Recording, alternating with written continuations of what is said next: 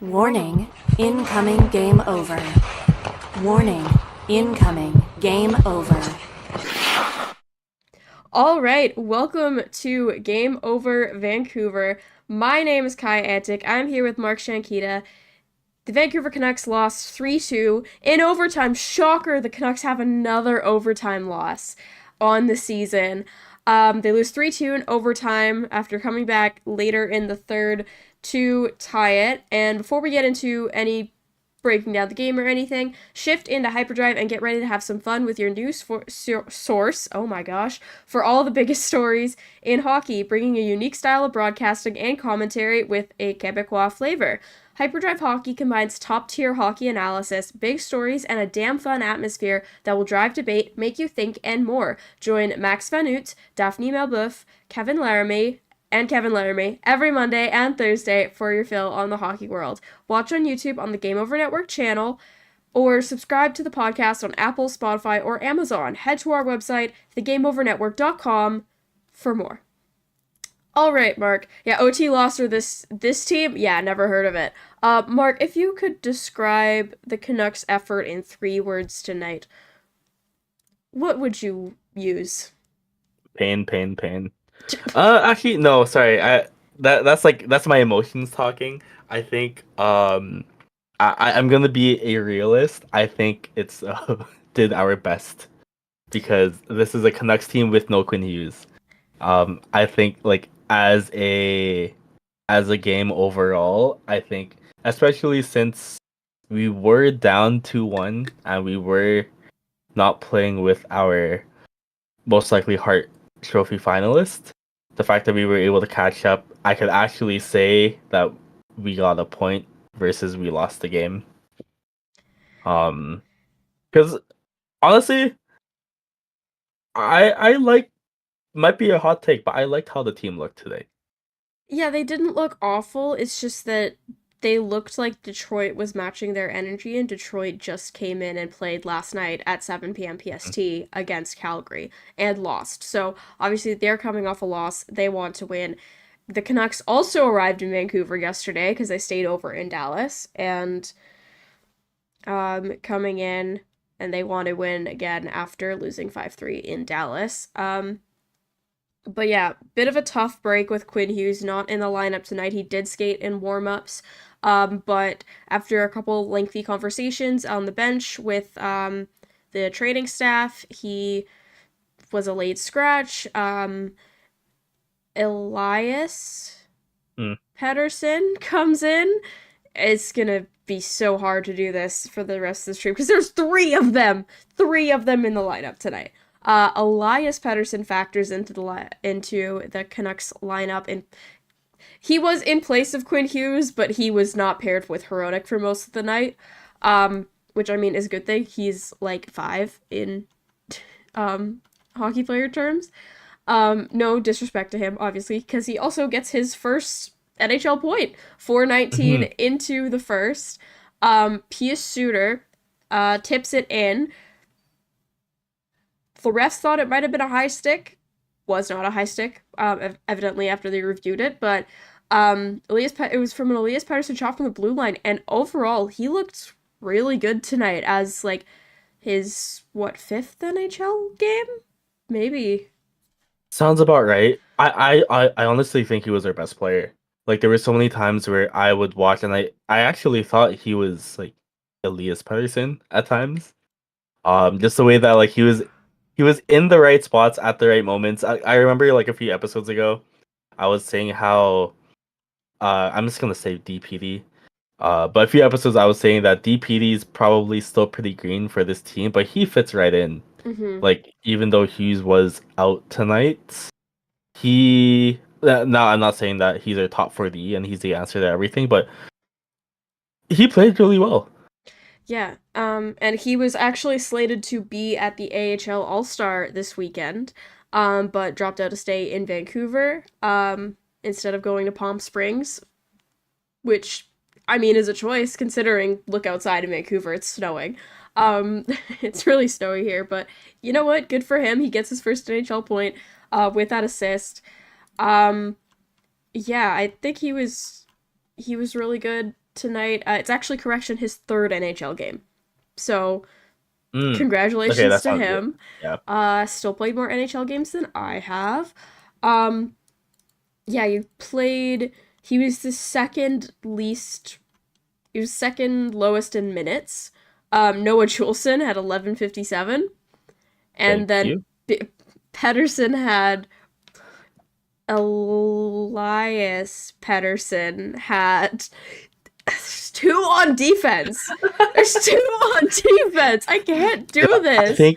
I think the nickname that I like seeing is MP3 because Yeah, it's I like saw that Marcus one Pedersen too. 3. Yeah. But Um yeah, he had 16-12, and then it was Forbert, and then it was Myers, Marcus Pedersen, and then Philip Hronek, who played, I think, 9 minutes in mm, the third alone. You know what? He's filling the Quinn Hughes sized hole. Not really. it's not that big of a hole. It's not. I was gonna say it's not that big. He I mean, probably physically, it's not that big of a hole, but physically he's on the smaller side, but yeah. I mean, Victor Mancini was also an option on the decor tonight, but again, I guess he's young, and Rick Tocchet is Rick Tocchet. Um, Linus Carlson. Oh, never mind. I can't read. I thought Linus Carlson was benched for compared to the rest of the mm-mm. team. No, he just didn't play a lot with the fourth line overall because Bluger and Hoglander are right in there with him. Which honestly, I think Hoglander deserves a chance. I think on Heedle's wing instead of Joshua. Like, I didn't hate that line tonight. I didn't hate it, but Mhm. Hoglander with the speed of Heedle and Garland on the right wing there, I think that would be a really good line. But that's just me. That's fair. The thing is, as much as he's still coming back from injury, and look, we haven't seen him like fully contribute just yet. I think long term we need to keep Dak and Garland together.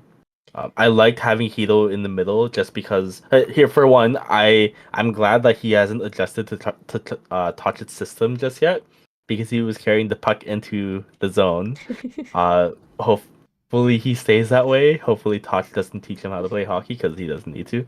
But I think like long term, I was really liking what I saw from Dak and Garland. I think like aside from Hito's play, their off puck was really good, and even though obviously Dak's not as creative, not as fast as Hoglander, I think keeping Hoglander on PD's wing is a good thing, and I think Hito having a second line of Hito, Dak, and Garland is the way to go, and have them build chemistry at least. Yeah, that's fair. Sorry, Heedle with Hoggy Boy and Garly, that's like watching a giant play with two elves from Alfred. I mean, that's basically the Quinn Hughes Tyler Myers pairing. My favorite pairing. Tyler Myers is an elite defenseman. I said that, and then I was like, I kept saying, yeah, the best defenseman ever to win the Calder, and that I had to check who won the Calder most recently for it's Moritz Seider, who should have gotten so many penalties tonight, but that's another conversation. Mhm. I forgot about Cale Makar and Aaron Ekblad. It's just two names, But you know what? On to flip that the other way, Tyler Myers is as actually no, sorry. Let me rephrase that. Kale McCarr is as good as Tyler Myers. And Tyler Myers won the Calder first, so therefore he's Exactly. better than Cale Makar. No one cares that Cale Makar was like 8, but yeah. Anyway, Detroit gets one back like I think a minute and something, a minute, almost 2 minutes and change. Alex DeBrincat. Uh, do you think that there should have been a whistle there before he got the scoring chance with the somewhat of a pick play that Andrew Kopp played on let's say Rangers legend Andrew Kopp played on Tyler Myers there? I think so. I think there should have been a missile. I think there should have been a whistle at least like once every 2 minutes in this game. That Only missed for call was icing. obviously one of them, but It seemed we were only getting whistles for icing and mhm. if the Canucks won a face-off. Because that happened Yes. twice in the Oh my last like 2 minutes gosh. of the game. The Canucks won an ozone draw, and then they whistle Yeah. it down. And then Like was PD calling the ref bad words or what? I don't know. I don't know what was going on because he won the face-off. Yeah. But then the whistle, that was the second time in like a minute too. But yeah, no whistles whatsoever. There was a lot. I mean, I think who tripped? Was it Veleno? Joe Veleno tripped one of the Pedersens. I think at one point there was a few There missed was calls. PD going into the slots like late in the third, Mm-hmm. and I'm not too sure who, but the Red Wing defenseman literally like did a reverse hit into PD when PD was nowhere near the puck. Yes, yeah, that was Brock. Brock was coming in, and it was. I think it was Cider when, Was it and Saturday? I think it was Mm. Cider, and basically textbook definition of interference. Pedersen does not. Elias Pettersson does not have the puck. Brock Besser does, and they're like somewhat close, but still, Pettersson's not the one in control of the puck. PD was mouthing off to them for sure. He doesn't do that often. Well, I mean, he has to fill the spot that Miller left that American left in terms of we had a bet going. You did. I So before here, I'll give him context. Just before the show started, we made a bet on who would, like, we'll see how long we can go without mentioning JT Miller. I think it's been like 7 minutes. So good 12 job. minutes. Anyways, Let's go. please And I was to your like point. that Oh, sorry, I cut you off. I no, go ahead. Yeah, if he was mouthing off to them, I understand why they didn't give him calls, but like, bro, shut up. Yeah, like I like to see it. Like I saw him mouthing off the refs, and realistically speaking, like I'm gonna say this again and again. His knee's not gonna get better. It's tendonitis, but the only way that he can play through it is with emotion, and he was showing it, especially in that last 5 minutes. So if he's able to become fired up, if he's able to become, if he's able to become anger in Inside Out, then I will 100% take that. Yeah, he's definitely there's not like the same like complacency. And PD for one for the faceoffs too, because like he needs to get his faceoff numbers up, considering we've gotten rid of some of like the best faceoff. Like Horvat's a faceoff leader for the NHL. I'm pretty sure he still is. Miller pretty damn good at faceoffs. Lindholm as well. He's up there. And then there's seems to be messing with your head. There's so many. They have the exact same name, and it's like the exact same name. One of them's E. Pettersson, and then there's Marcus Pettersson, who's new. Are you getting distracted? There's so much. How about here for the rest of the night? Elias Pettersson is PD. Mm-hmm. Elias Pettersson is DPD, and Mm-hmm. Marcus Pettersson is Marcus. That works. How's that? Okay. Yeah. Okay. That's Cool. Marcus. I'm just not gonna say his last name. It's Marcus. Yeah, the only penalty throughout the game was a Derek Forbort interference call against Jonathan Berggren.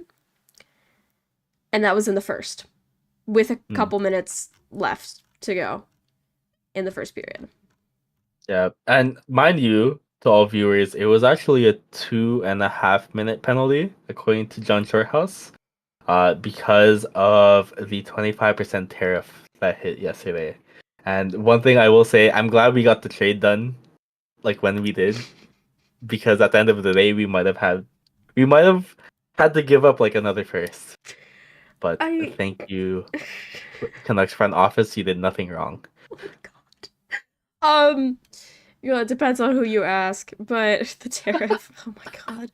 Yeah. Also, shout out to that anthem singer who she powered through. It wasn't about you, girly, but you did a great job. Thank you. Don't worry. We're not booing you. We're booing the anthem. Don't worry. But yeah, shout out to Rogers Arena on that one as well. The Vancouver Penguins. How many players in the last 3-4 seasons? Philip Hedl was not a Pittsburgh Penguin. Let me just say that. He's a Ranger. He's always been a Ranger until, a couple days ago. But I mean, I'll take Crosby. I will take Crosby. I don't think that's going Honestly, to at this happen. point, I will take Yager because there's been news of like Yager coming into the Penguins front office, but I will take him as a player. I mean, he did give up. I think he sold like 80% of his stake or something in his team in And check. Czechia. Hmm. And people are saying, oh, maybe this is him finally hanging up the skates because brother is like almost 53. But I'll take Malkin. Yeah. Jeff Merrick said it's a 25% tariff on the USA if they want to Yeah. borrow the Stanley Cup. I'm gonna be honest, I think the Stanley Cup in the Hockey Hall of Fame is not a real one, but that's because I went and saw it, and I knew for a fact that the Colorado Avalanche already had the inscription on the cup, and when I went to the Hockey Hall of Fame in November, the Colorado Avalanche were not on that. I'll take Malkin, need a strong enforcer. He is injured and also, like, 38. I love Evgeny Malkin. If you separate him from Sidney Crosby, I think he will implode. Um, Canucks game. Right. Ben Sherratt. Who knew Ben Sherratt could get that shot off? I mean, yeah, there was like a party right in front of the. Am I thinking of the right goal? Yes, I am. There Yes, yeah, were you are. like 15 Canucks in front of Lankinen, so I don't blame him for that goal. The DeBrincat goal could have been a little bit better. The first DeBrincat goal, don't remind me. But yeah, there were a lot of bodies in front of him. Um, kind of starts Yeah, that because, bench. Oh, sorry. sorry, I cut you off again. That's my bad. I was just gonna say that Ben Chirot goal was one of those goals where like, but right before the shot, you're kind of like, okay, yeah, that's going in, just Mm, because of how many players were skating him. yeah, that's fair. And also, yeah, it kind of starts off of Drew O'Connor, also a new member of the Vancouver Canucks. Um, he is not able to clear the puck. I thought he had a decent game aside from that. Is a decent performance from the third line. Obviously, they do get the first goal of the game. They factor in a lot. Otherwise, Kiefer Sherwood is leader in single season hits, and it's February 2nd.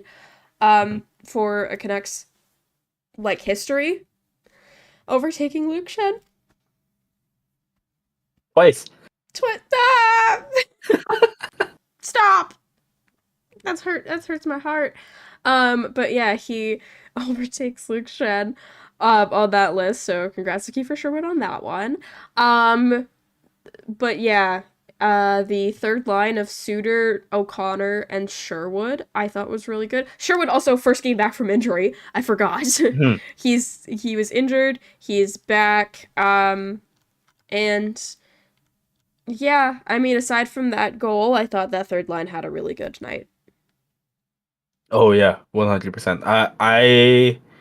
I was really impressed with the bench guys for sure. They were playing their to go back to the beginning of the episode. They were playing their best, considering the fact that they didn't have Quinn Hughes in the back line. So instead of playing back and playing the I guess typical touch it way of letting the puck go into the neutral zone, they were forechecking really hard, especially during that second period where I think Detroit went 9 minutes with no shots and barely any offensive time. Yeah, that's like one thing I've noticed the Canucks really shutting down the last two nights. I mean, I'm not saying that the Detroit Red Wings under Todd McClellan are a highly offensive team because it's Todd McClellan hockey. I don't think that man knows how to score a goal. But like going back to when he was the Kings head coach too. But they've really shut down the last two teams, Dallas especially when it comes to shots. The Hmm. Wings have 6 wins in a row now. Yeah, no, they're actually one of the hottest. Oh. The wing, the Wings, the Red Wings are equal to the Jets. Oh, Crazy. that's. I mean, I guess you gotta fly to fly in standings. Sorry, that was really bad. No, I didn't sigh out of contempt for the Detroit Red Wings. I sighed out of my New York Rangers Just need this. I need it for my mental sanity. Um, mm, because they made some trades and they did trade away their third line center, so I'm a little bit miffed about that. But Yeah, Jonathan Quick got his 400th win. I need to stop talking about the Rangers because they don't have any bearing on this game whatsoever. Philip Next game. Hedl in the third period. Oh God.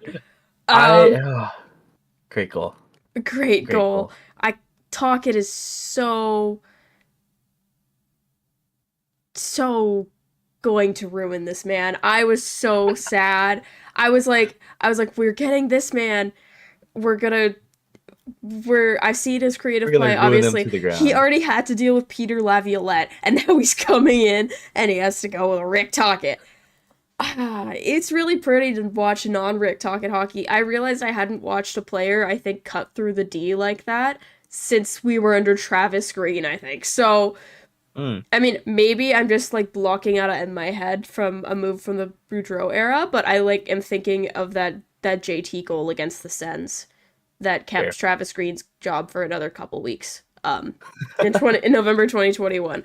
I don't know why that's what jumps into my head, but yeah, Philip Hedl, he did this multiple times throughout the night. Obviously, this is the goal he gets unassisted, but Mhm. this is the goal that goes in. I thought Philip Hedl, his first night as a Canuck, he gets his first goal as a Canuck.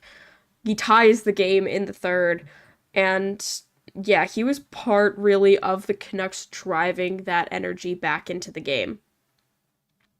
Oh, 100%.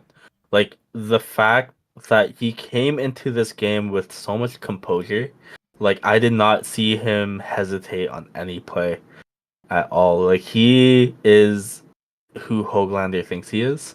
He is a player that is willing to get down and dirty. He's able to stick handle and deke his way through the defenseman while still keeping his head up.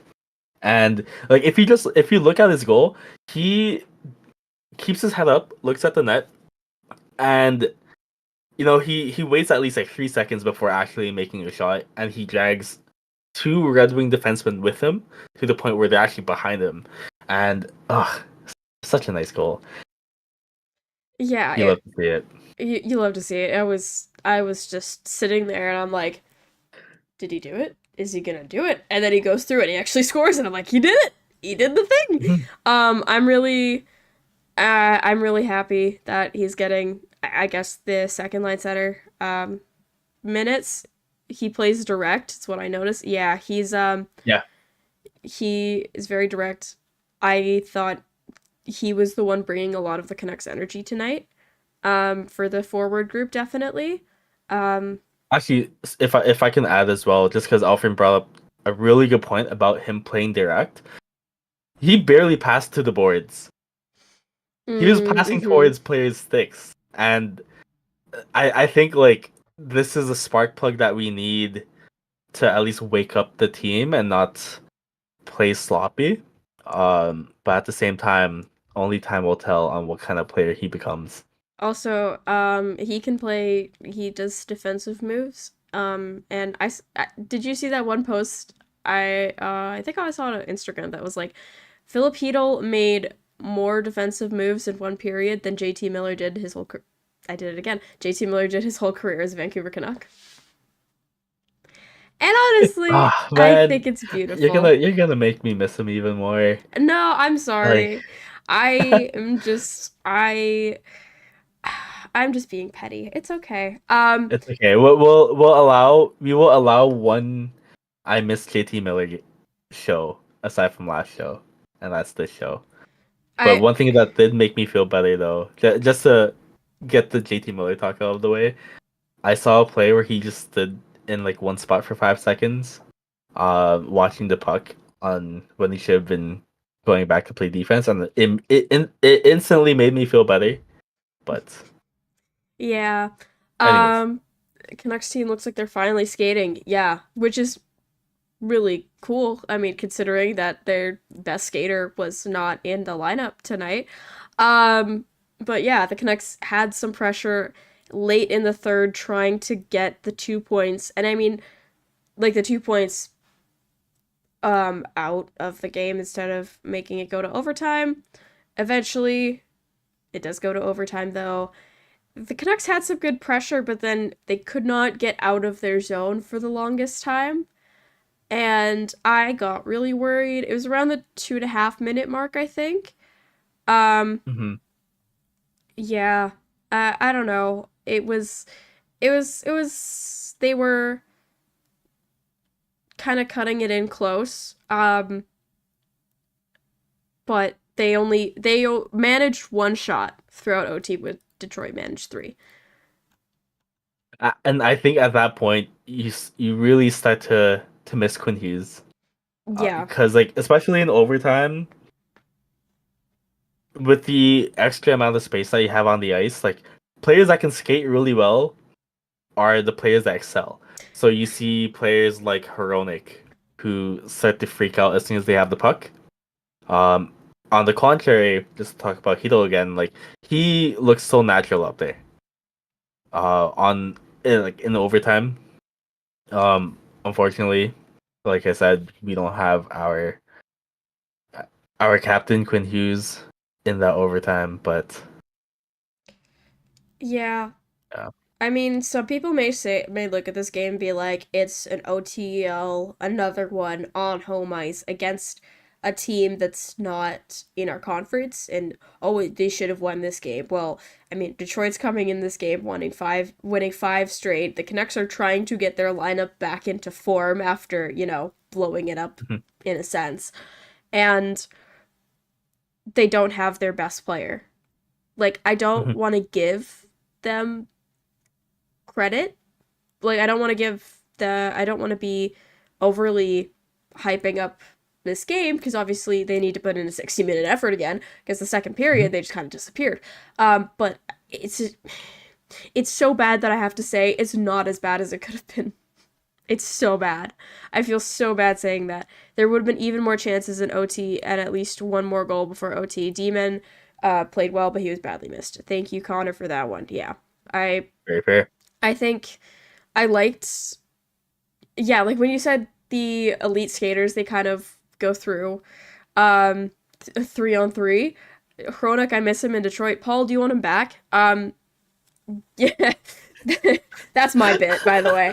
Um, I think with with these with the when they were hemmed in their zone, I it was Petey and it was Besser skating in after being on the ice for a while, in overtime in 3-on-3, and they had the 2-on-1, and I'm just like, this is not going anywhere. Not a chance, and it did not go anywhere. And then Garland almost had the option there, but couldn't get the pass properly to Heedle. Goes the other way. Alex DeBrincat brings it through with 40-ish seconds left in OT. Alex DeBrincat scores because Lankinen's way out of position. Connor Garland decided to turn around, apparently. Which, I mean, like, I get it. Alex DeBrincat is small, but Connor Garland, you're the same size as him. You can definitely still see him. It's not like it's Tyler Myers trying to defend, right? Mhm. Um, but yeah, Alex DeBrincat, Connor Garland, what was he doing on that goal? Like, he was just completely stretched out there, and I think he was tired, that's that's fair. which which is like a bad what's it called? It's a bad, I guess, answer. But I think because obviously like you need to put effort in, but I don't think he had the energy to do that. I think he should have changed lines if he could, but Um, yeah, he could have changed if he would have changed if he could have, but I don't know. Besser and Petey had a 2-on-1 after. I mean, I didn't score, but I yeah. that's another If conversation. if I may, how Mm-hmm. did you feel about our first line tonight? Because I thought it was horrendous. Oh, it's Just like because Alfred mentioned that. Did anyone see the botch 3-1 chance late in the second? I thought yeah. that Besser would have scored the game breaker. I Mm-hmm. thought Besser could have scored at least 4 goals that were game breakers, but Yeah, they couldn't finish properly. Like, I don't know what was going on with Brock Besser today, but like, needs to get the like puck he in the he was net. getting checked. Yeah. The Red Wings defense honestly played pretty well considering everything. But it's just like if you're a first line winger, the expectation is that you're going to get marked I would ideally want you to play around that instead of doing the obvious. Because every single time the puck would go towards Besser, there would be a stick lift right away. Mm-hmm. Yeah, I think he could have, especially with a 3-on-1, like you recognize you're on a 3-on-1 and you send it over to one of your teammates, but the guy that's leading the team in goals. But actually, I think it was that first line with the 3-on-1. I may be wrong there. It was the first line. He It could was have the passed first it line, to I believe DeBrusque and Pedersen. yeah. Sure, Besser is a shoot first player, Mm-hmm. but honestly, like he could have scored it. He could have at least tried, at least stretch out the Red Wings goalie just so he can make him work. Granted, the goal barely missed, but at the end of the day, it's still a miss. Yeah, I mean, also part of it is, let me kudos to Alex Lyon, who's, I think he came into the season supposed to be the third string for Detroit. I may be wrong with that. He played great tonight. He played great tonight. He's also Annoyingly so. just annoyingly so, but yeah, he's definitely, I mean, iconic already for always staring down the camera in the locker room. But yeah, Alex Lyon, shout out. Played great tonight. I don't want to say the Canucks got goalied because they didn't really. They just couldn't finish. Like that, it's a mix of a good goaltender and not knowing how to get a puck in a net. But board battles. That's what you need to focus on in practice, Rick Tocchet. Don't you, Richard? Anyway. Canucks lose. Madagascar. From Madagascar. Honestly, iconic. Did you know that apparently Radiator Springs in Cars Cannon is based in Arizona? It's in Arizona. Yeah. I thought it was in California for the longest time. Which makes sense because of the signs. Yeah. But I don't know. I don't know how that makes me feel. Like, it makes me feel something, but it's like a very meh feeling. Yeah. Knowing that Lightning McQueen tried to escape Arizona. Like, I don't know. Is he the Arizona Coyotes? Like, is he Gary Bettman? Like, He did leave. He did leave, but he went to California, not Utah. Good point. Maybe just simply making the wrong decisions with their scoring chances. Yeah. Chances, true. Fair point. Husso was supposed to be number 2. Yeah, and now he's in the minors. Do you remember when Ville Husso was good? I said that last show too, but I remember it was a big deal when Detroit got him over St. Louis. And yeah. Anyway, the Canucks win. No, they don't. The Canucks lose in OT to the Detroit Red Wings. They had 27 shots on goal. A win is a win. Yeah. It just sucks. OTLs. It's just 11th on the year. The Canucks are 3... No! Yeah, no, it is 11th on the year. 3-10 overall in overtime this season. Which is not good. It's not good. And it doesn't help that the Flames won, right? Against the Kraken tonight. They were up 3-0 last time I looked. It's 3-2. Oh, actually, no. 3-2. Okay. I cannot believe I'm cheering for the Seattle Kraken at the moment, but please, for our I-5 brothers, you know what? We will exempt you. Today, I am Kraken. Today, I'm Kraken. Yeah. We're gonna talk a little bit. 11 of them there. They're 6 away from tying Calgary, 17 from 22-23. Oh, and that was a 22-23 Calgary team that was... Oh. Hopefully the Krakens can pull off a win. That's a sentence I never thought I'd hear. The ones from Seattle or the ones from Vancouver? Anyways. Yeah. All right, we're gonna go into the second segment here, talk a little bit more about the new guys. Even though we did, like, talk a bit about them, we're just gonna talk about them overall.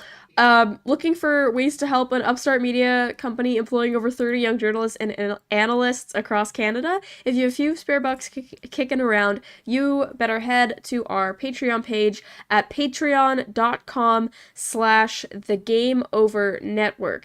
There you'll find multiple tiers featuring different rewards and goodies for helping us grow. There's extra access, exclusive looks behind the scenes, Discord benefits, merch discounts, opportunities to give us feedback, and you can join us for special shows live where you can interact with hosts as we launch more ways to improve your experience. If you're not able to spare a few dollars, we have a free tier available so you don't miss out. If you really want to help us, make sure to click like and subscribe on YouTube, rate us 5 stars on your favorite podcast app, and share our work on your social media of choice. That's patreon.com/thegameovernetwork for tantalizing goodies. Yeah, so the Canucks heading into this game tonight, they had, well, 4 new members of their roster, but Mancini did not end up factoring into the lineup. But he was taking warm-ups tonight. Mm-hmm. Vittorio Mancini, I should say. Yeah. What did you think? Let's go one by one, starting off when they arrived in Vancouver. So Filipino, we talked about him quite a bit already in the first segment, but he gets his first goal as a Canuck and generally is probably the most exciting addition they've made this year. In mid-season, not in the off-season. Mid-season. I don't think anybody beats Kiefer Sherwood. Yep, I was gonna say. I think. How do I say this?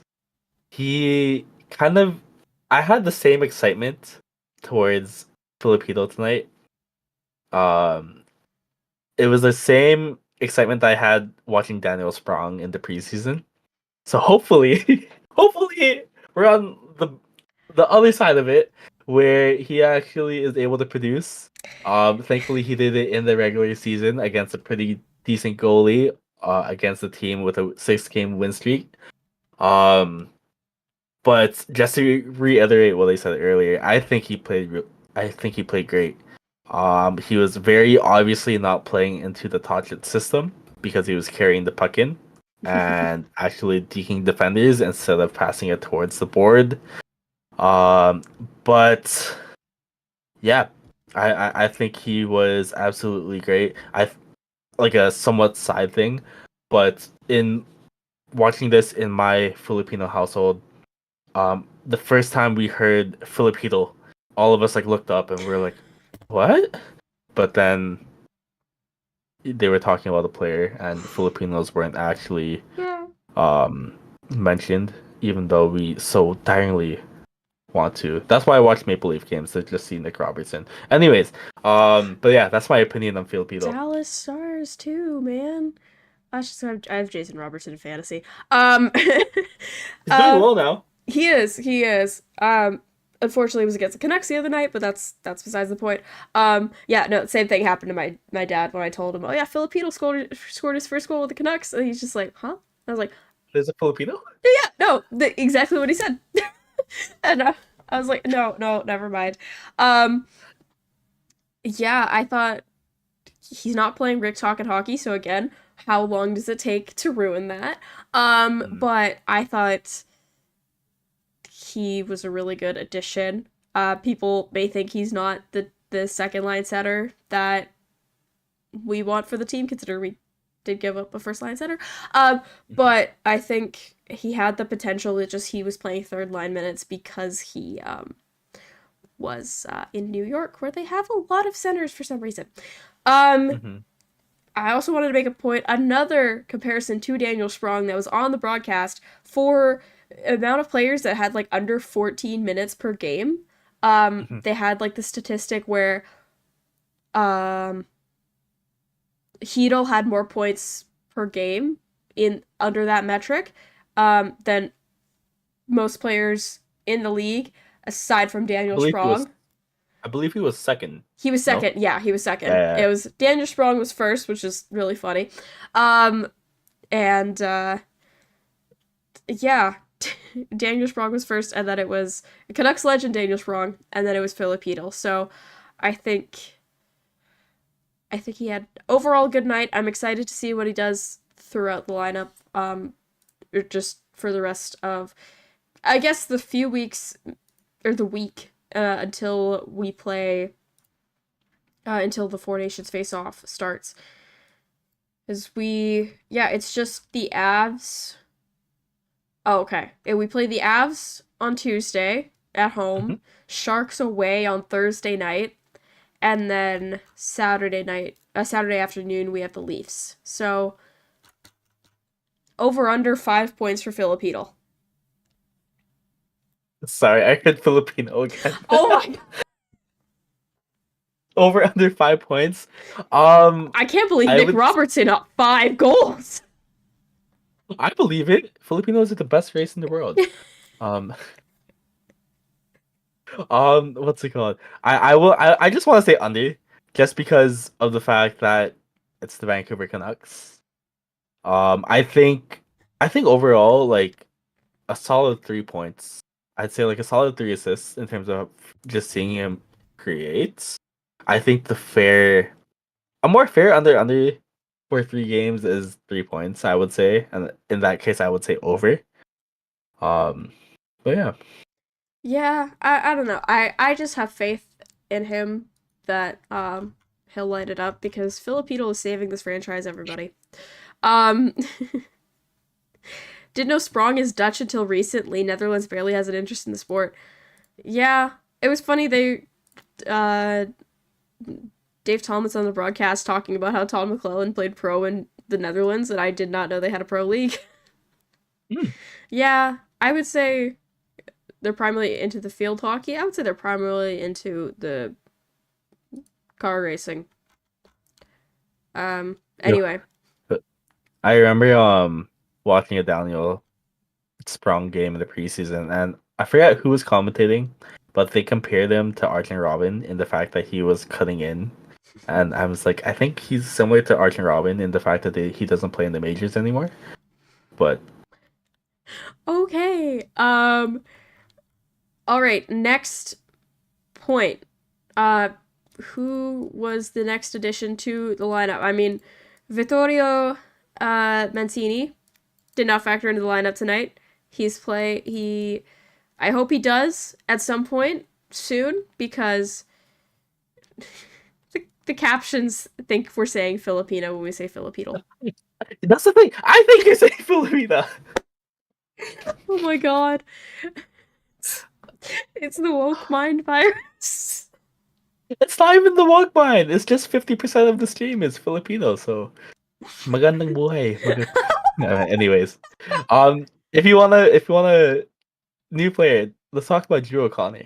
Drew O'Connor, yeah, that actually played tonight. Drew O'Connor, aside from not being able to clear the puck out of the Canuck zone for that second Detroit goal, I thought he had a really good night. Mhm. I like him as a depth piece. I mean, he wasn't brought in, I don't think, to be a top six winger. I think he's more of a middle six, bottom six option. I really like his play. I mean, he didn't factor in the score sheet tonight, but his line was part of the first Canucks goal. And also, he comes from Pittsburgh. If you look at his points, they're not like overwhelming numbers, but that's because he was in Pittsburgh. And just gestures vaguely eastward. Yeah, I thought he had a really good night overall, aside from that one moment, but we can't all be perfect. That's what Hannah Montana said. True, but then Hannah Montana turned out to be fake. But um, but honestly, Penguins fans call him Doc just because Drew O'Connor, just to shorten it. So when the trade was released, a lot of Penguins fans were actually sad that they were getting rid of Doc because of the fact that he was a glue piece for them. Mm-hmm. And sure, he is not like, what's it called? He was not performing too well for them. But my prediction, I'll say it now. My prediction is that Doc in this trade with Marcus Pettersson, because Marcus Pettersson is the bigger name in the trade. I think he's gonna be the Garland to the OEL trade, where Oh. because like when OEL was traded, we were like, oh cool, we have another depth piece in Connor Garland, and now look at him, they're literally like one of aside from because of the fact that JT Miller's gone, he's the heart and soul of the forward depth, and sure was pretty. He looked like how tall players play, like he was pretty lanky. But he's a big body. He's not able, who is willing to put his body on the line for the puck. And I think that's something that we were really, really looking for in the bot six. Because we were, for the longest time, like, granted, AHL depth is great for what it is, being AHL depth. The one thing that we missed in the bot six was size. And considering the fact that Kiefer Sherwood was injured for a while, Dakota Joshua was out as well. I really see him being like a staple in that, in the bot six. Yeah. Yeah, I like his size. I like just his play overall. I like that he's a glue guy.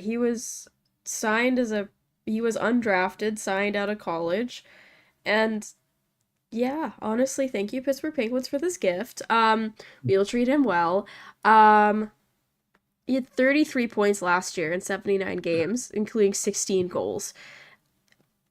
If the Canucks need more defensive goals that aren't all from Quinn Hughes, because apparently Quinn Hughes can score goals now, Mhm. I an option. But yeah, I thought they need a bit of. Wait, no, he's not a defenseman. What am I saying? No, you're thinking about Marcus Patterson. No, I was literally looking at Drew O'Connor's numbers and I was just like, oh yeah, this is good for a defenseman. Why am I thinking that?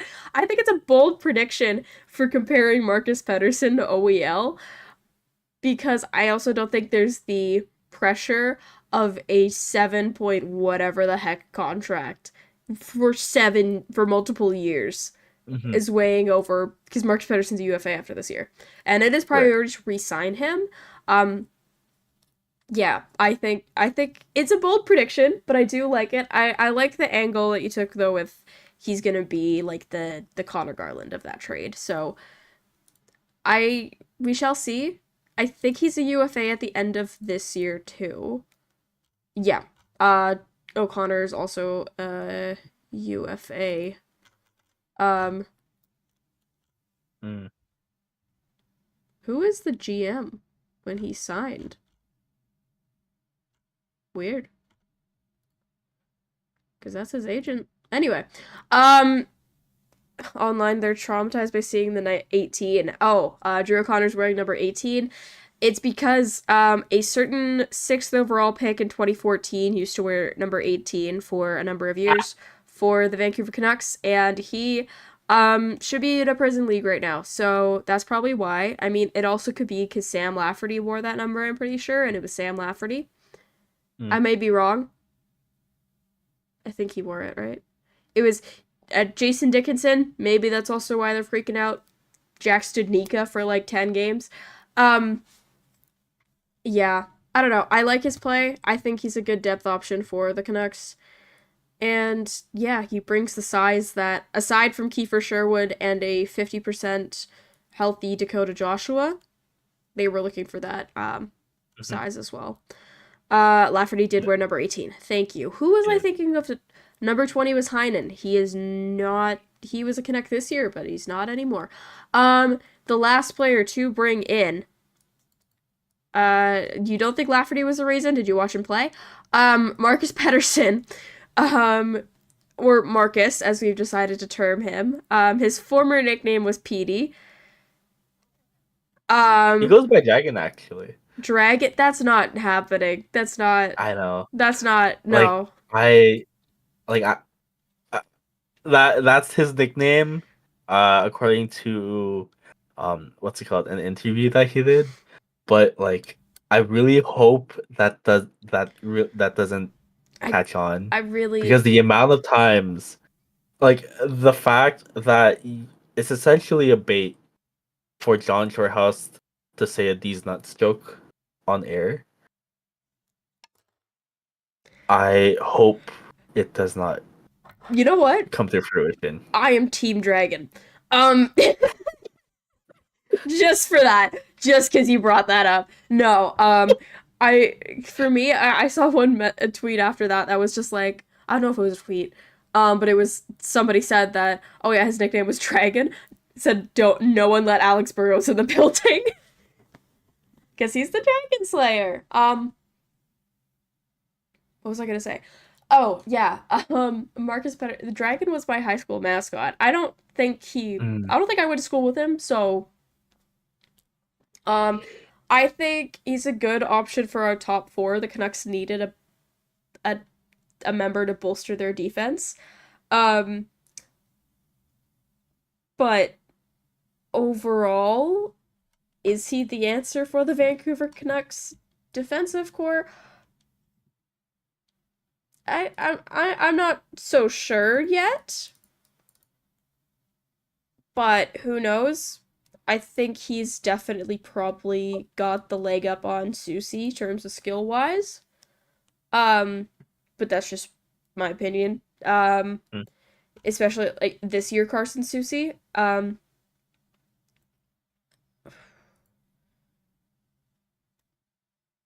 Yeah,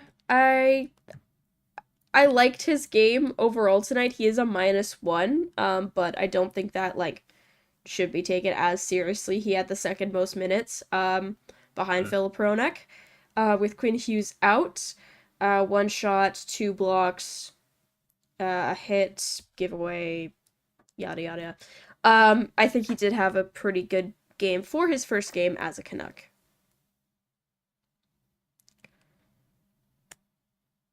Any thoughts on Um, Marcus? yes, yes. I was replying to Connie. I'll Yes. say my thing after that. But I think with Marcus Pedersen, he was there. I think he reminds me a lot. I think he's exactly what we need. Where he is, he's not going to be like obviously a Quinn Hughes or a Tyler Myers when he plays well, which is every night. But he's also not going to be the reason why you lose, which is Mm-hmm. exactly what we lost with Ian Cole. Like Mm. throughout the regular season last year, like Ian Cole, like he came with experience. He knew how to not lose games. Obviously, he forgot that in the playoffs, but like he was at least he was I feel like we overuse this term a lot, but he was a glue guy. Like he's someone that is able to, not really show up that much on the offensive zone, but he utilizes his leadership and IQ on the ice to make a difference. Um, like honestly, I thought he was doing a lot better, but whenever what's it called? Whenever Shorty would say Pedersen, it was actually talking about DPD, which goes back to me saying that I think DPD was the best player of this night because all of the times when I would see a good play by Pedersen on defense, it was Elias and not Marcus. Um, but yeah. Yeah, I mean, I like the comparison to Ian Cole a bit. Hopefully, if the Canucks when the Canucks make the playoffs, Mhm. because you know what, we needed a defenseman that isn't the reason that you lose. And in this deal to get Marcus Pettersson, we got rid of Vincent Desharnais, who is at times often that player. Mhm. I mean a little bit. No disrespect, obviously. To Vinny. Hope you get your first indoor goal in Pittsburgh, bud. But I think, yeah, he's a minutes guy. He's there to not break through the ice like a Quinn Hughes, or a Tyler Myers. But I think with Pedersen, with Marcus, he's able to, yeah, just kind of chill back. I think it's gonna be, if he's not noticeable that night, then it's a good thing. Mhm. Um, He's like a construction worker, where it's like if he does his job well, you don't mention him at all. But if he mm, messes up, then you really like will give it to him. yeah, I mean that's also what we hope Hronek would be, except he's getting paid so much money to do nothing. Um, I really had to Okay, sneeze right there, and it just did not happen. So, that's all good. Can I quickly just comment on Connor Cahill's, bless you, thank you. Connor Cahill's comment about the jokes between Shorty and Tomlinson. Hmm. It it pisses me off whenever Tomlinson lets him bomb his jokes. Every time Shorty says a joke and it's Ray Ferraro, there's banter. They're not afraid to lose their jobs, and they will say whatever they want. Um, on air. But with Tomlinson, especially with the tariff joke, he just left him to dry. There was like 10, a good 10 seconds of radio silence. Like, I I remember I heard that, and I was just like, because I was on my way back to work, and I was just looking at my phone, and I was like, say something, anything after. But yeah, man. I don't. Um, I don't know. yeah, great comment, Connie. Thank you. I mean, maybe he's just a silent laugher. You know, there's people like that. I'm like that sometimes. Eh, Um, but I don't know. I like it, to be it's honest. funny when he, but yeah. It's the tariff one really got me. I was just it was kind of like a did he really say that? And he did. So, thank you, John Shorthouse. I mean, John Shorthouse is the type of commentator that will literally say, we have gone 10 minutes with no stoppage. We need to stop the play so my boss can get paid with commercials." So He's my we have a goat. My goat. he's my goat. My goat. Yeah. Um I don't know. I tend to like the broadcast. I also like Ray Ferraro like on the call, Mm, but as somebody who has to watch a lot of ESPN games too, with it's a lot of Ray Ferraro sometimes. So mm. I like having the breaks at times. But Hey, nothing against Ray Ferraro. It's just like sometimes you need a breather. mm, I do like Ray Ferraro though, but yeah, I don't know. I think it's a comfortability thing because Ray Ferraro's been around Shorthouse for a long time, and Thomas is still trying to go to hey. commercials when they call penalties. No other network does that. I have not noticed that. I Okay. did not know that because everything that we watch, unfortunately, is Sportsnet. I mean, Damn. depends where you're looking. Anyway, that's a joke. I watch everything perfectly fine. Um, anyway, before we talk a little bit, we're going to get into a bit of a debate about the Four Nations face-off and Quinn Hughes specifically. So, if you're enjoying the show so far, you probably want more of this, right? Well, make sure you hit the like button on this video, click subscribe on our channel, and make sure you check out the notification bell so you're alerted when we go live. If you're listening to our podcast, please give us a 5-star rating or even write a positive review. If you really like us, make sure to follow us on your favorite social media platforms. You can find the Game Over Network on Blue Sky at thegameovernetwork.com, on TikTok at GameOverNHL, and on Instagram, Threads, and LinkedIn at Game Over Network. Mark, where can the people find you on the socials? Ooh, the people can find me on Instagram, Twitter, basically every single social media platform at Marky Squida. Um, and yeah. All right. You can find me pretty much everywhere at Kaja Mae. It's probably exists somewhere. And you can also find us at thegameovernetwork.com, where you can sign up for our upcoming newsletter. Amazon Prime wants a word about that. I forgot they do games. They have the only game on tomorrow. I forgot to turn that off. They have the only game on tomorrow too. It's literally it sends Predators. What an amazing matchup that is. It sends Predators. The thing is, on paper, if you just put the Ottawa Senators and the Nashville Predators, like, sure, you might look at it as like it's like Everton versus like Bristol City, but like it's honestly, Sens are playing really well, and Everton Nashville against is catching up. Everton against Bristol City. Yeah, do you want to watch that? Um, not really, but that's probably because it's airing at like 6 a.m. Pacific. Um, I love the Premier League. Okay, so the Canucks captain, Quinn Hughes, skated warm-ups, did not take the ice in the game tonight, dealing with some sort of injury, kept leaving the game in Dallas because he just wasn't looking as comfortable as he usually is on the ice, specifically skating when, I mean, it's Quinn Hughes.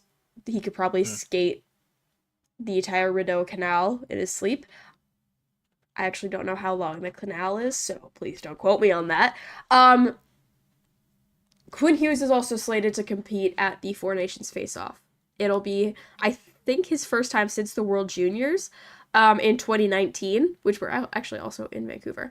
It'd be first time since the 2019 World Juniors, I believe, that he'll be donning the red, white, and blue for France. No, the Americans. And I think he should bow out of the tournament, in my opinion, to deal with the overwhelming injury, because there's going to be injuries this tournament. Mm. Unfortunately, it's hockey. They're gonna play hard.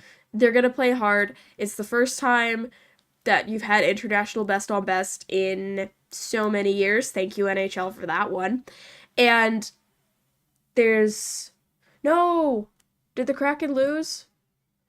Ah, damn it, the Kraken lost. Anyway, so the Flames are 3 points now up against the Canucks again.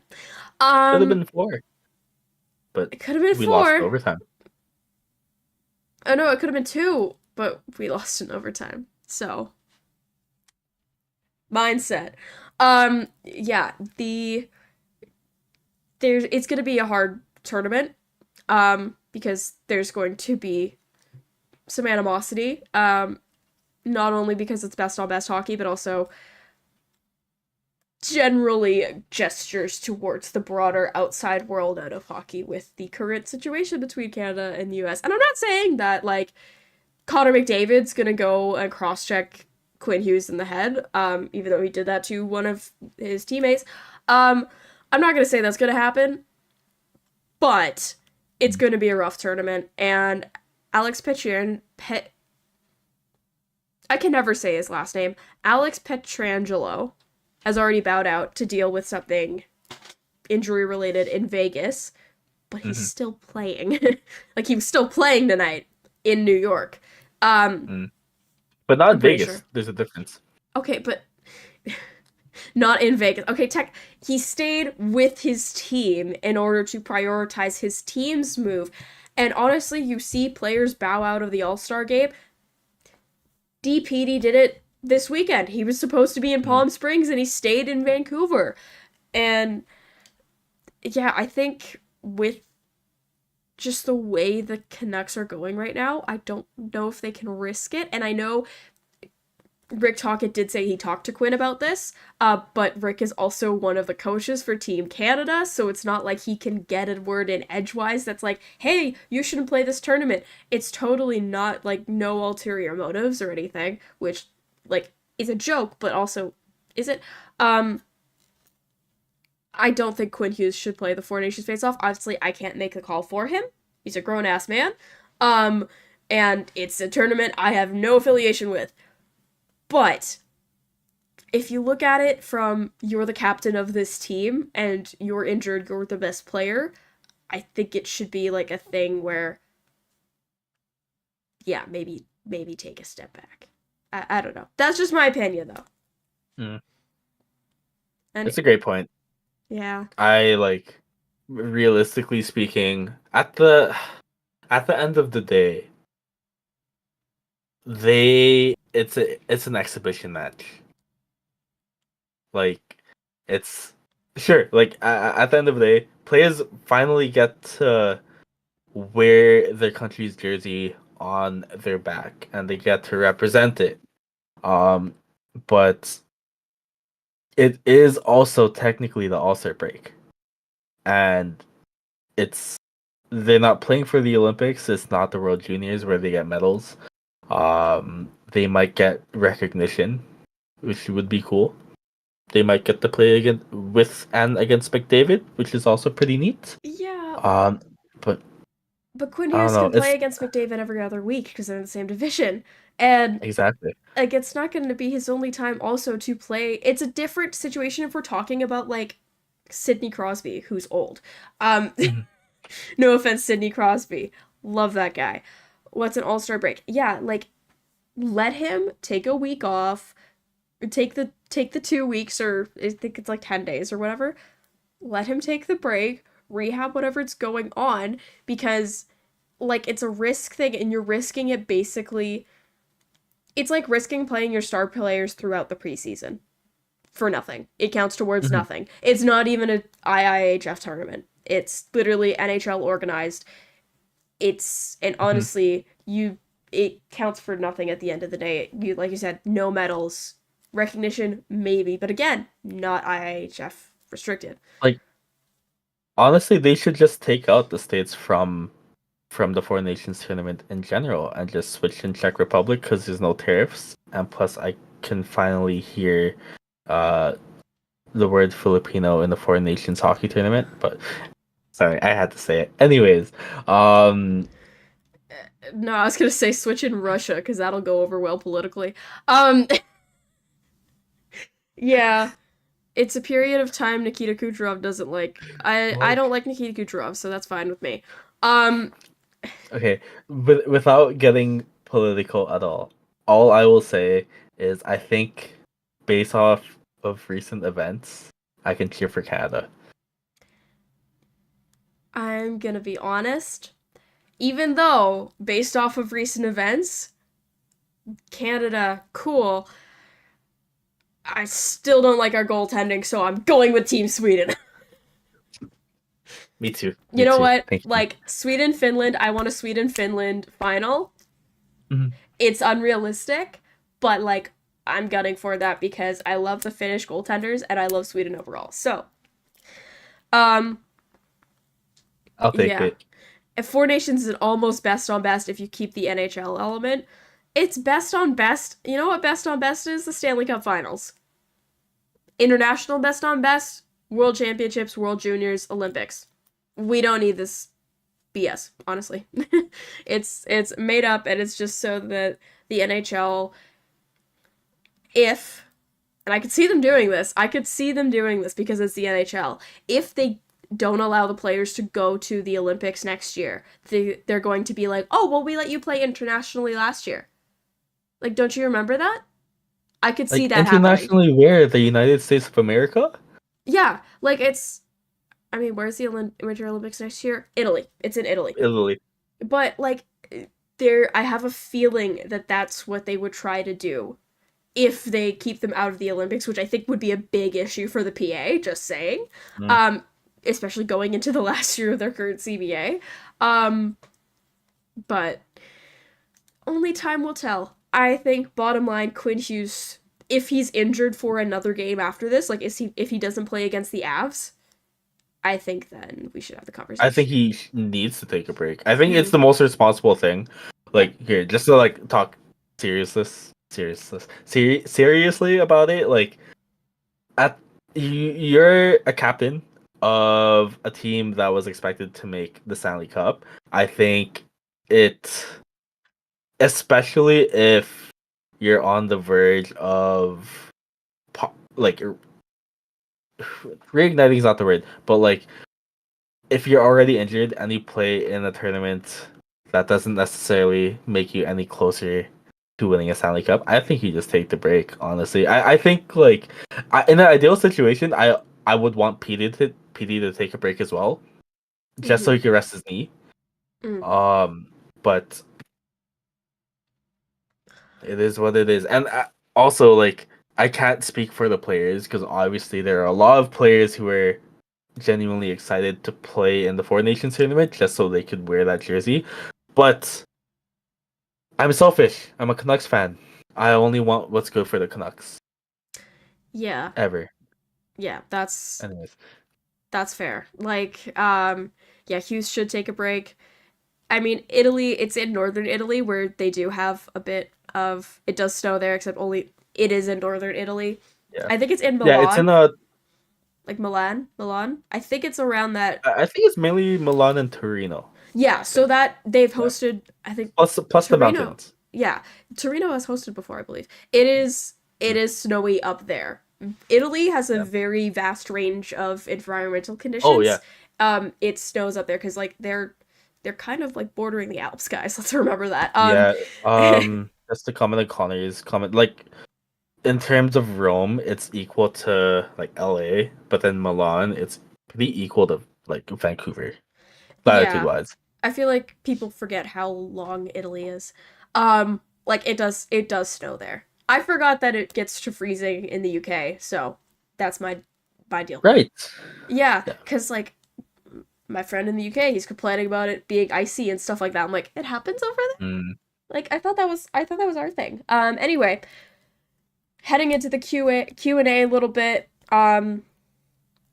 Let's put some questions in the chat. Before we move on to that, just Alfred in the chat says, at Talka's pre-game conference, he was asked, talked about Quid, he was about his health, he hasn't talked to him yet, but he joked. Okay, so I thought they had the conversation. Correction, they did not have the conversation. Hughes is US, he's Canada, but yeah, I don't know. Is there a tariff on resting for the Four Nations break? Who knows? Anyway, going into the Q&A, um, put your questions in the chat. What better way to support something you love than by repping it on yourself? Game Over's apparel line is dropped with 3 unique lines. Whether you feel the nostalgic pull of our retro skater design, want to make a statement with our established design, want to wear your love for the goalies proudly with our live and die by the goalie design, or if you just need another coffee and toque to get through the winter, we have you covered. Designed by Brady Chalis from Game Over Winnipeg, use the QR code on stream now and take a look through our apparel store and help us rebuild local sports media in Canada while repping your community. Same latitude on the world map, you think? I'm looking at the map right now. We're welcome So to much Game true. Over GeoGuessr. Um, By the way, that one GeoGuessr TikToker that gets everything Rainbow. right, he always gets Vancouver Yep, wrong. it's I so love it. funny. I'm clicking on London. Oh, okay. Just because I'm on the show right now, to talk about the last episode, which is really funny. So I was at work when my friend texted me about the trade. Oh, So as soon as I hear about the trade, I hop back onto the show, just because, like I said, I was at work. And I messaged trade just so I can like get it out there. And the way he told me to shut up was so funny. because I thought you were talking 'Cause about Besser. Because we were talking about Besser, so I thought that, um, I was like, he thought I wanted to trade Bessie. yeah, London Yeah. is 2 degrees more south. They're the 51st parallel. But yeah, I thought you were trying to trade. Wait, no, they're north. I don't know how any of this works. No, London is more north than Vancouver. Because Vancouver's a 49th, London is 51st. And it goes up the more north you get. That's why. Anyway, But they also don't have mountains blocking off their weather, true. I believe. Um Anyways, yeah, they don't have mountains like us. But yeah, so it's a little bit more north. Anyway, yeah, I thought you were talking about Brock Besser because I was talking about how Brock Besser's UFA and they need to do like contract wise, and then you say trade in all capitals, and I'm like, are you kidding me? This is no, Mark. I thought we were on the same team, same side about this. Like, come on, man. No, it was trade happening now because I don't usually check my phone because it's I'm doing a show, and then I look and I'm like looking at my notifications and I'm like, oh, we're getting Pedersen, mm, Marcus Pedersen, and yeah, yeah. that No, was it was fun watching it live. yeah, it was a time. I like how you said the missing JT Miller show was last week or last show, which it really was funny because it really wasn't. We didn't we didn't talk a lot about missing him. So, and then a trade happened. Yeah, shout out. I without you, I would not know that we got rid of Vincent Desharnais, and I wouldn't have celebrated. Like So I didn't thank you. want to ruin it for you by putting it into the chat, just because I was like, because I saw the trade, and then the Mm-hmm. first name I see is Heinen, and I'm like, Mm-hmm. interesting, and then I see Desharnais, And Mm-hmm. immediately I'm like, Desharnais was a positive piece in the trade. We didn't have to give up a pick to get rid of Desharnais. And like I see people saying that we got fleeced because we gave up a first. But considering that the Rangers gave up that first, which is, if you guys don't know, it's a top 13 protected um pick. I I genuinely doubt that JT Miller is going to play for a Rangers team that won't make the playoffs. Like I think they're still trying to push for a playoff spot. Mm. You can correct me if you want, just because you're a Rangers fan, but like if they make the playoffs, they keep like the Penguins will keep the pick in a lackluster draft. Like people were saying that like if the Rangers keep their pick this year, we get a pick in the 2026 draft. But like, what's to say that like they're not going to try for a cup next season, which would make the pick like a top 20. But yeah, at least that's my take on the trade. I think we won that trade, even though people are saying, "Oh, at the end of the day, you traded like JT Miller for Marcus Patterson." Basically, I'm like, yeah, Yeah, we did. we did in a way, but yeah, like you said, it's a top 13 protected, and I mean it would be if the Rangers were able to stay being bad, but it's the Rangers, they can only do that for so long. So I think coming in now, I th- they have a chance. They're 5 points back of Columbus. Hmm. Um, but they're clawing their way back. They're ahead of the Habs. Where are the Sens? Oh my God, the Sens are third in the Atlantic. Yeah, that's what I mean when I say that the Senators Predators game would actually be pretty good because the Senators are genuinely playing pretty well. Okay, I forgot about that. Yeah, and then the Yeah, Preds are like, Sanderson has become an elite defenseman. oh yeah, no, like Yeah, Sanderson's awesome. yeah. You said the parallel north is accurate. Vancouver specifically is 49 Hmm. parallel north because that's like a big BC's deal. huge. Yeah, BC is huge, so it's probably like 53 Prince George maybe. That sounds about right. Prince George altitude. Yeah, Prince George is 53.9. So, I mean, I it because of the size of it, the UK is probably half the size of BC. Just saying. So, and also can't always trust AI with answers. Um, Rangers' second team. I mean, he exists. I I'm still a Kreider main, so it's fine. Um, don't miss Miller's lazy defense and turnovers. That's fair. That's fair. But yeah, no, that trade the other night was really fun. So shout out to Mark for pretty much breaking that for us on the show. I felt like an insider. I was telling everyone in the mall. You just go around store to store, just like, hey, we got Marcus That's Patterson. literally what I did. Oh my god. That's literally what I did. And then today I went to the exact same stores and I was like, did you hear about the Luka Doncic trade? My dad said he said to tell this on stream and quote him with Mm, it. But the reason that the Canucks lost in overtime today is because Doncic got traded. got traded. I don't think that's the same lineup. Also, what I find hilarious is that Mavs fans were like setting up, like they brought out a coffin. There was a Yep. protest. They're having music. The Stars were playing in the building in the American Airlines Center. Yeah. Like I how do I say this? Like, I'm not too sure. Just for the viewers that are in chat right now, how much you guys watch the NBA, but the equivalent in terms of how Luca was to the Mavs is Quinn Hughes to the Canucks. Yeah, Maybe even more. Honestly, probably even more. yeah, Because Luca is the future MVP, so is Quinn Hughes. But like the comparison that I would say is equivalent to like an NHL trade is if Connor Bedard was traded for Victor Hedman and one first. yeah. Cause it's an like I don't keep up with basketball all that much and like NBA deals. I just know the trades are way more exciting.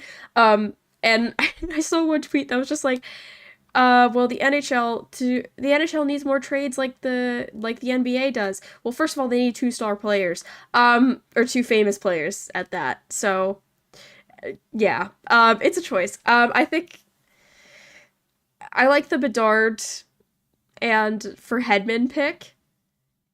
Is Anthony David Hedman? Yes. So AD Okay. as a player, he was in his prime a top 5 center. Hmm. But he also won a cup with like he won the championship with the Lakers in the bubble year, so 2020. Mm-hmm. But he's also getting old. This is the first like fully healthy season.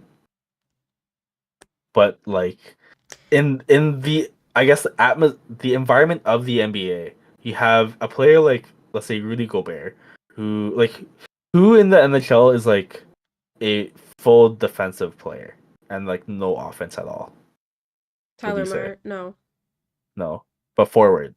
Forward. Oh God. I'm not sure. Oh, actually, no. It's Sorry, not no, JT not Miller. forward. Defenseman. But here, imagine like how do I say this? Actually, here I'll use Victor Hedman again. Actually, yeah, Victor Hedman, like a defensive defenseman, got traded for 5 first-round picks. He's like defensive player of the. Oh, actually, who won the Selkie last year? It wasn't Bergeron. Dano, that's a Basically, good pick. think. Oh, Barkov. Oh, No. yeah. Well, okay, think Barkov, but imagine trading Barkov for 5 first-round picks I think in that order would to win. happen. Um, But I that's what I mean, where it's like Bedard for 1 pick and Hedman.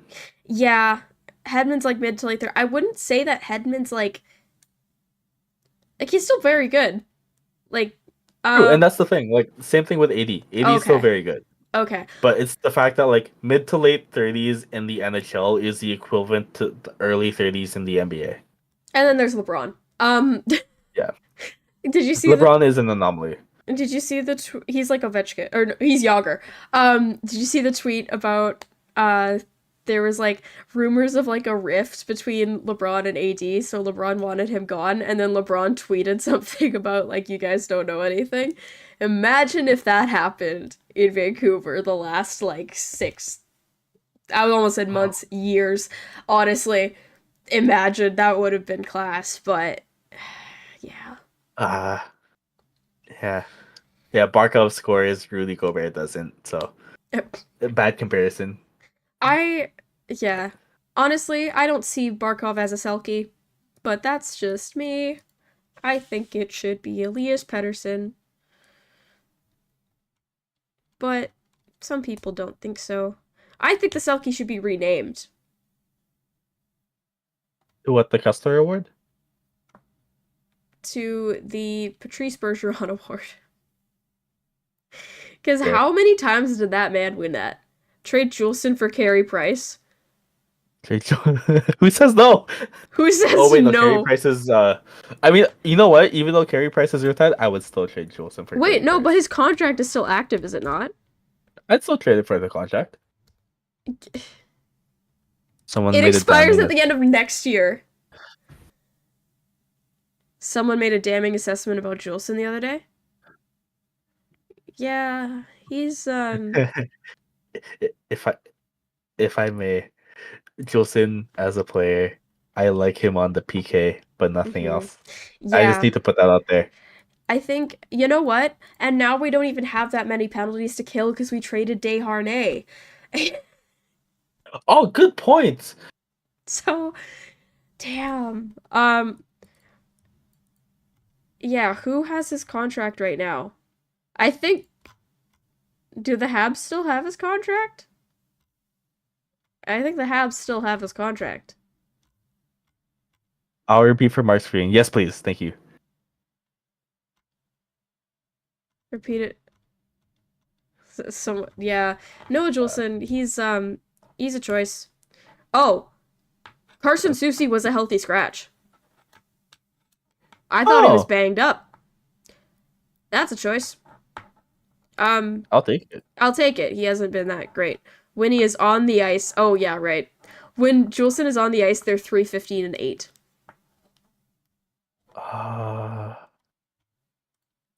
Is that true? I thought it was like 12-13.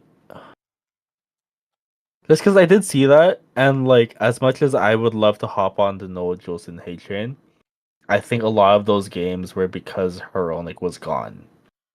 Oh, fair. Yeah. Because I remember seeing like when Juleson was not playing, it was as high as like 19-3-3, but when he was on the ice, I think it was like 12-13 and something. I might be wrong, but yes. RECC Touch says that he needs a reset.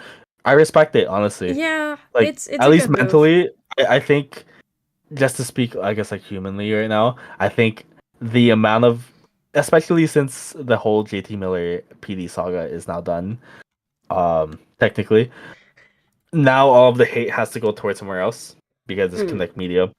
It's gonna be And on PD still. I mean, it's still gonna be on PD, but like some of that energy would go to Susie, unfortunately. So if it's a mental reset, 100%, I think we take that for sure. I mean, it's like the beginning of the season when everyone was hating on like Pettersson for not performing when it was like, Jake DeBrusk has done nothing. I don't know. I think it's always going to be focused on PD because he carries that contract. Just like he's like the Mitch Marner of the Vancouver Canucks.